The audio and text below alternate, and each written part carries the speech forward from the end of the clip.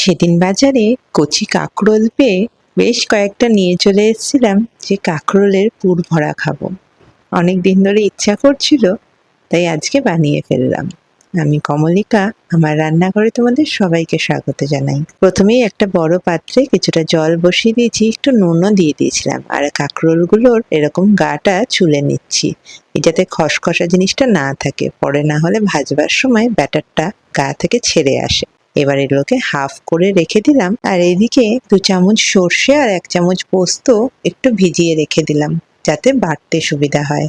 এবার জলটাও ফুটে এসছে, এর মধ্যে কাঁকরোলের টুকরোগুলো দিয়ে ঢাকা দিয়ে 4 থেকে 5 মিনিট রেখে দেব। ততক্ষণে বেসনের ব্যাটারটা বানিয়ে ফেলবো। তার জন্য নিয়েছি কিছুটা বেসন, আর তার মধ্যে দিয়ে দিয়েছি কিছুটা চালের গুঁড়ো। 2 চামচ চালের গুঁড়ো দিয়েছিলাম, ধরো 4 চামচ বেসন, 2 চামচ চালের গুঁড়ো, কিছুটা কালো জিরে, নুন, হলুদ আর লঙ্কার গুঁড়ো।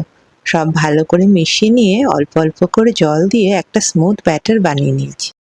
এই ব্যাটারটা আগে বানিয়ে রাখলাম, কারণ এটাই চালের গুঁড়ো আছে, তো এটা একটু ভারী হয়ে উঠবে, সেই জন্য এটা একটু রেস্ট করতে রাখা থাক। ততক্ষণে আমি পুরটা বানাবো। দেখি এদিকে কাঁকরোলটাও সেদ্ধ হয়ে এসছে। এগুলোকে এবার জল থেকে তুলে রেখে কিছুটা ঠান্ডা হতে দেব। ঠান্ডা হয়ে গেলে পরে কোনো পাতলা এরকম চামচ দিয়ে এই ভেতরের শাঁসটাকে আলাদা করে নেব।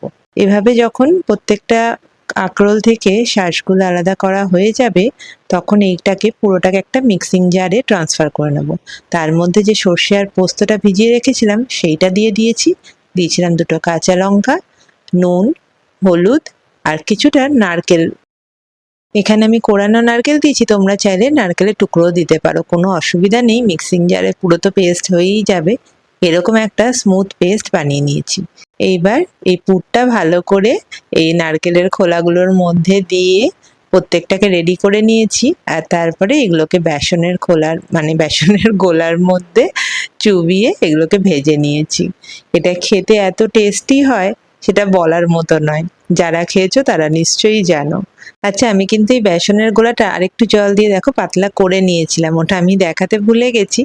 এরকম ভালো করে কোট করে নিয়ে এটাকে গরম তেলে ভেজে নিতে হবে, তাহলেই কিন্তু এটা গরম ভাতের সাথে খেতে খুব ভাল লাগে। খাওয়ার ঠিক আগে ভাজবে, তাহলে গরম গরম খেতে খুব টেস্টি লাগে। কার কার এটা ভালো লাগে আমাকে জানিও। রেসিপিটা ভালো লাগলে একটা লাইক শেয়ার করে দিও। কমলিকা হোম কিচেনের একটা নতুন রেসিপি নিয়ে খুব শিগগিরই তোমাদের সাথে আবার দেখা হবে।